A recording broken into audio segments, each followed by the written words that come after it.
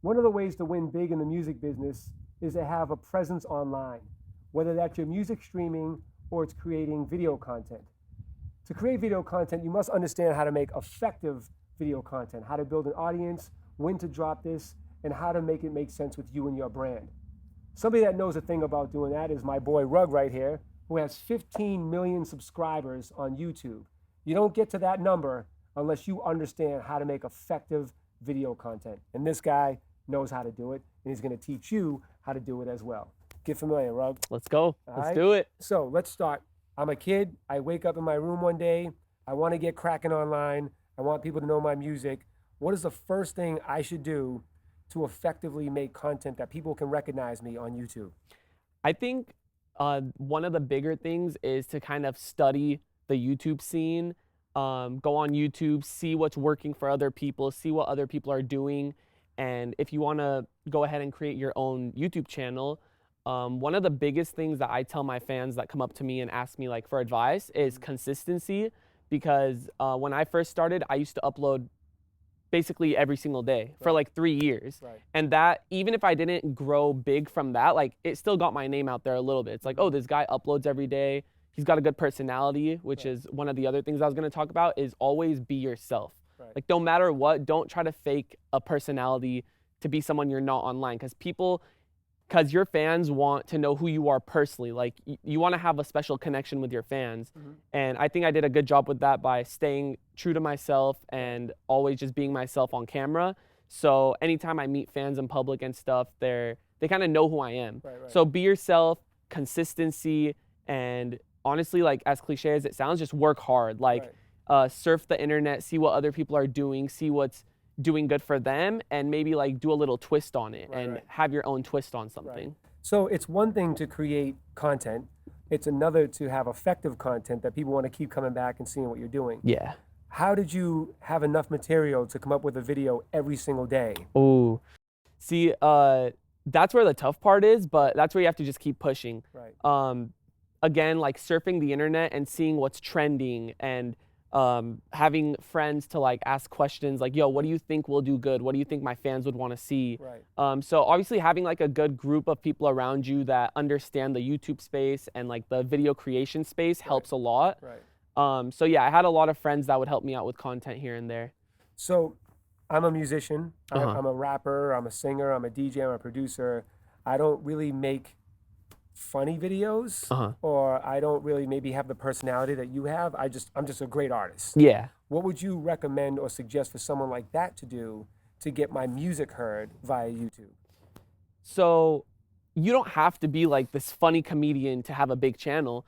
Even like, for example, in some of my videos, I have a lot of videos where I'm serious, where I'm just like, okay, like, this is what I'm doing today. Like, it's not all like fun and laughs and stuff like that. But I think definitely like having the right terms like in your titles and like learning what would hit like the YouTube algorithm. Like, again, maybe just like looking out and not following exactly what someone's doing, because you don't want to like bite their style and stuff, but kind of just for inspiration, look at what's working for others and kind of tie in your own style. Right. Is that how you started? Did you just kind of navigate the internet to see what was working and just kind of, okay, I'm gonna do that too? Like yeah, a challenge or something? So I actually started with gaming, which is how I got into FaZe Clan. Right. And then from there, I switched my content to more vlogs.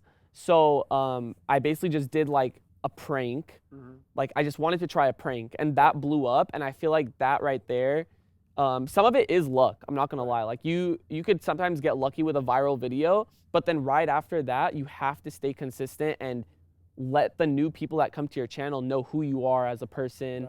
Let them know that you're gonna be doing this. Like, just be honest. Like, oh, I'm gonna be uploading 3 times a week. I make these kinds of videos.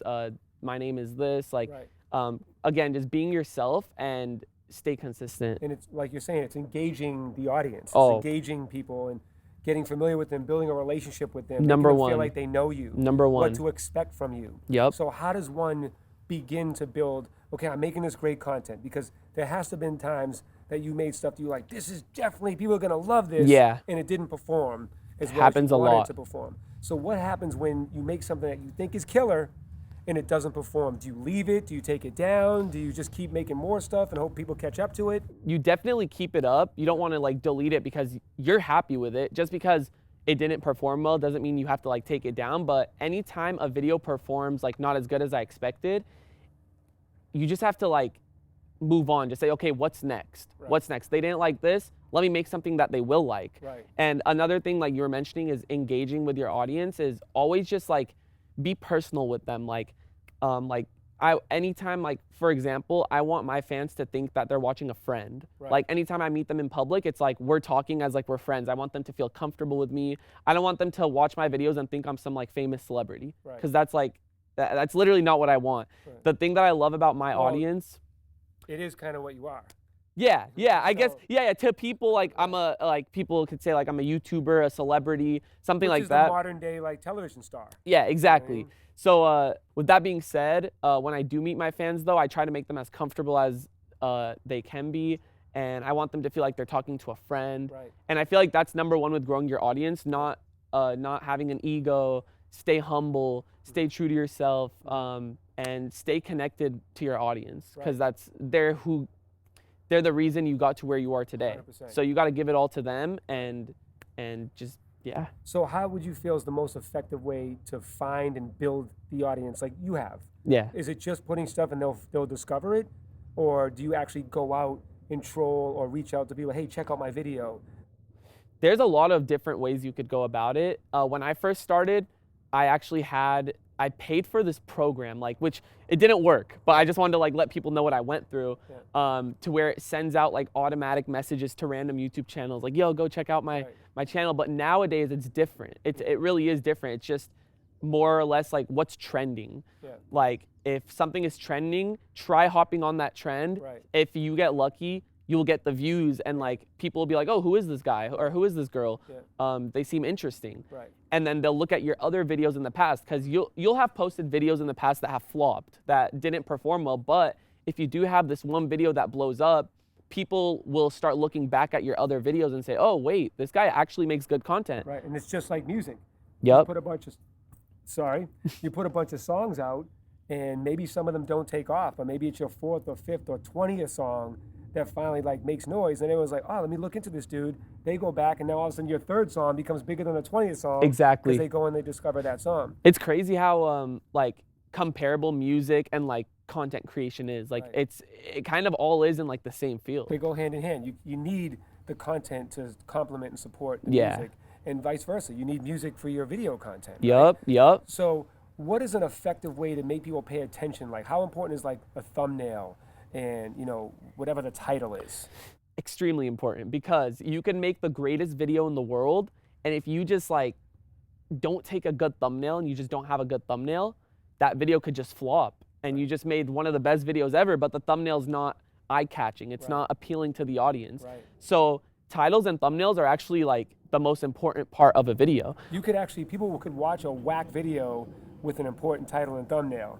But Blows up. But no one's ever gonna watch a dope video with a whack thumbnail and title. Exactly. Right. So yeah, when you bring it up, you definitely need a high quality picture, maybe get it edited, like add some color, and just make it like appealing to the eye. And how much time, because I think some people don't understand how time consuming, not only to come up with the idea for the video, shoot the video, edit the video, but even how many times have you sat there for hours thinking, what would be a good title? Oh my gosh. It's like writing a caption on Instagram, right? Yeah. You get the best picture and you're like, the picture's gonna be whack if I don't have the right title. So how important, or not how important, because you answered that, but like I want other people to understand that even the greatest that do it, like yourself, go through the same struggles that they go through. Oh man. We're not as professional as you think we are. Like we struggle so much with like having to think of like the perfect title, perfect thumbnail, how we're gonna promote it. The time that goes into filming, it could take as little as an hour to sometimes all day, depending on the video.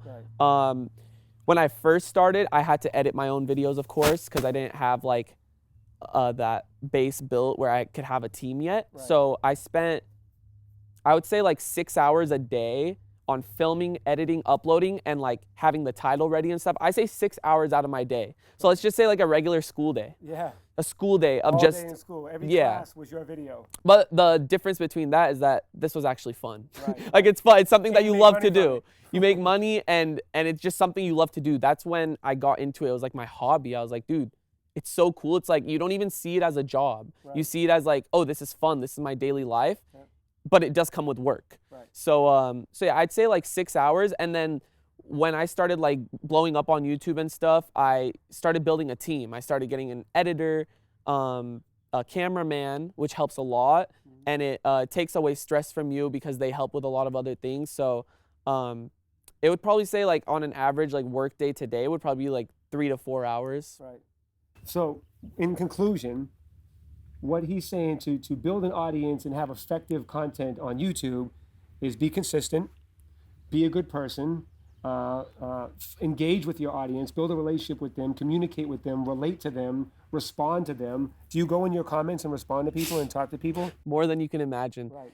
Not only on YouTube, on like Instagram, Twitter, I'll reply to tweets, respond to messages, because we have a lot of downtime. So I'll always be on my phone and like I'm just always appreciative. Right. Like if you're not appreciative, like it's just not gonna be good in the long run. Like Right. it's just, I guess you could say it's like karma. If you're just like, oh, I'm this famous hotshot, like people aren't gonna just stop watching me. Like, Totally. dude, to me, like it's just, this is my life. Like Right. I love it. I love my fans and it's fun. Every video you put out has to be the first video to prove why you're worthy enough to watch. Yep. Right. Exactly. So, you know, we got, what do we got in here? The dirt pile strategy. We got the sell people on you before what you're selling. Yep. You know, he touched on a lot of things that we talk about in the book. In the next video, we're going to talk about how to monetize on YouTube. We're also going to talk about things that you should not do when trying to create amazing content for YouTube. Get familiar. Get familiar, baby.